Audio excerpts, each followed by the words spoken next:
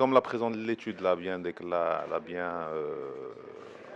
fait sortir, le résultat il est important. C'est 32% des entreprises, des TPME qui sont dans cette dynamique.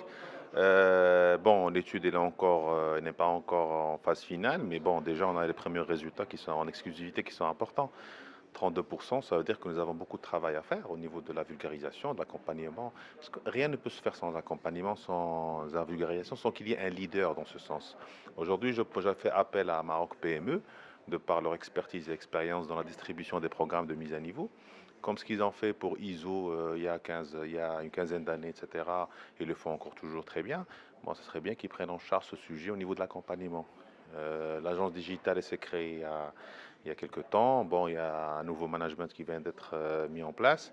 Il y a un plan d'action. Bon, je ne sais pas si ça a été lancé ou pas encore. Mais bon, ils sont à leur début. Mais on ne va pas leur demander à leur début de prendre en charge toute cette responsabilité d'accompagnement des entreprises parce qu'ils n'ont pas. Il y a l'abdou, ils viennent démarrer. Donc, il y a beaucoup d'accompagnement à faire, beaucoup de sensibilisation et aussi mettre les moyens pour réaliser. Parce que les TPME, c'est vrai qu'il n'y a que 32% qui disent oui, on est dedans.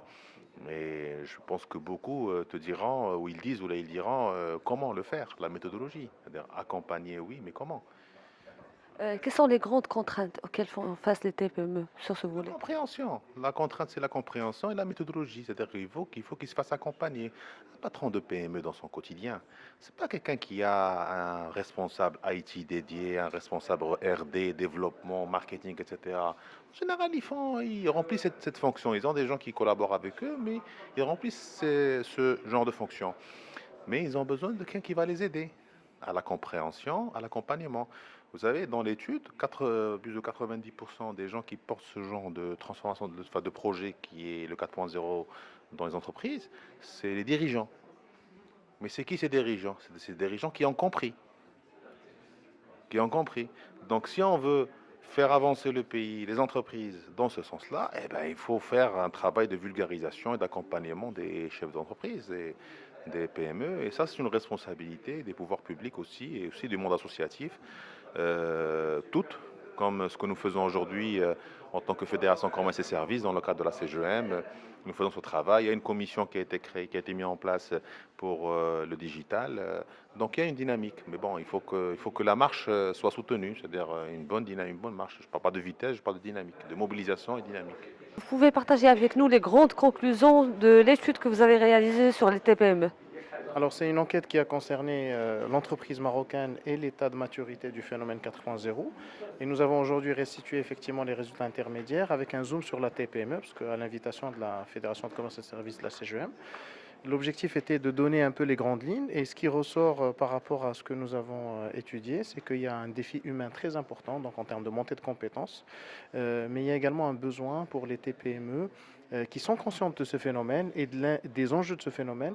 Il y a un grand besoin d'accompagnement pour qu'elles puissent savoir par où commencer. Et un peu les débats qui ont suivi ont également fait ressortir la nécessité de créer les conditions d'échange entre les grands groupes, l'administration publique, les TPME, pour créer un écosystème favorable à l'apparition de ce phénomène 4.0 dans une logique d'amélioration de la compétitivité des entreprises. En termes de chiffres, Alors, un premier chiffre, c'est que on a à peu près 80% des entreprises, des dirigeants qui nous ont répondu, qui disent être conscients de l'existence de ce phénomène, mais en même temps, on a plus de 40% qui sont dans cette dynamique, dans une logique de pouvoir apporter de l'innovation dans leur marché.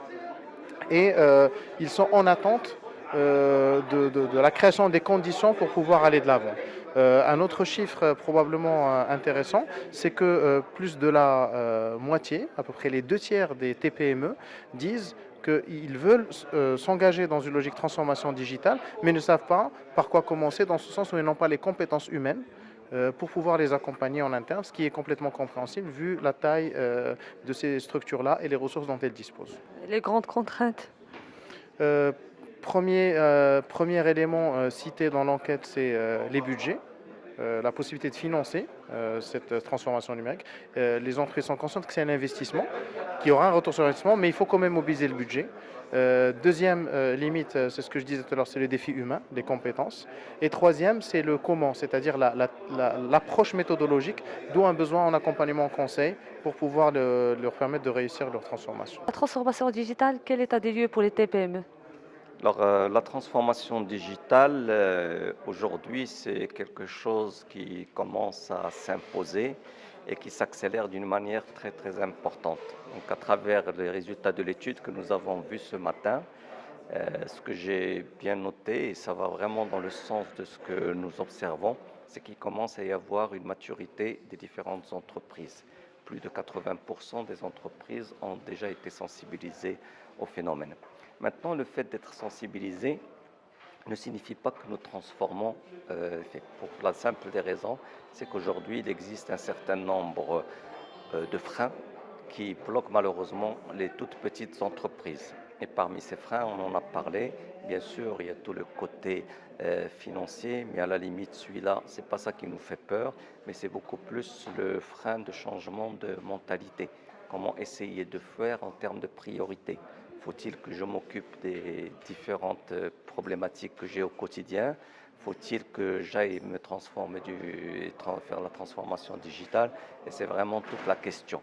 Je pense qu'on a un travail important à faire pour que les différentes entreprises comprennent comme quoi la transformation digitale, c'est quelque chose de vital. Et sans ça, à mon avis, elle risque de même disparaître avec le temps. Justement, quels sont les efforts déployés par l'APBI? Alors, l'APBI travaille énormément sur le sujet de la transformation digitale. Nous sommes d'abord proches avec le gouvernement au niveau de la vision qui a été élaborée. Et en plus de ça, nous avons au sein de notre fédération plus de 150 entreprises et nous sommes aussi en train d'intégrer les différentes startups. Alors, nous menons beaucoup d'actions de sensibilisation. Aujourd'hui, nous sommes présents pratiquement dans tous les forums qui se font au niveau de plusieurs secteurs, par exemple dans le monde de l'assurance, dans le monde de l'industrie ou autre, pour pouvoir sensibiliser sur l'importance de cette transformation digitale. À titre d'exemple, on a même aussi participé, d'ailleurs ce matin c'était le sujet, autour de tout ce qui est PPP, autour d'un forum africain sur lequel on travaille. Et puis il ne faut pas oublier que nous sommes, chaque année nous organisons l'ITEX, donc l'année dernière c'était la 3e édition, et qui est un salon à portée africaine. Et chaque année, nous avons plus de 60 conférenciers qui arrivent. En plus de ça, nous travaillons aussi sur le côté innovation. Et l'objectif, c'est de dire aux gens, attention, c'est en train d'aller vite. Qu'est-ce qu'on peut faire pour ça? Donc, notre contribution. Alors, dernier point sur quoi nous travaillons aussi, c'est pour pouvoir accompagner cette transformation digitale, c'est que nous portons un certain nombre d'éléments à notre ministère de tutelle. Par exemple, la problématique de la formation est une véritable problématique dont on a parlé. Et aujourd'hui, quand on voit le nombre d'informaticiens qui partent en Europe, ben on s'est dit la solution. Est-ce qu'il faut les retenir? On ne peut pas les retenir, bien sûr. Mais nous avons enclenché un programme de formation de 5000 personnes. Donc le projet va bientôt se mettre en route, Inch'Allah. Et donc c'est pour pouvoir accompagner ces différentes entreprises dans leur transformation digitale. Voilà. Je sais que les défis sont énormes. Nous ne pouvons pas tout faire, mais nous apportons notre contribution pour pouvoir plus sensibiliser les gens et pour pouvoir apporter les éléments qu'il faut. Et quand nous sommes consultés, nous donnons notre point de vue, celui de la profession, dans l'intérêt des différentes entreprises.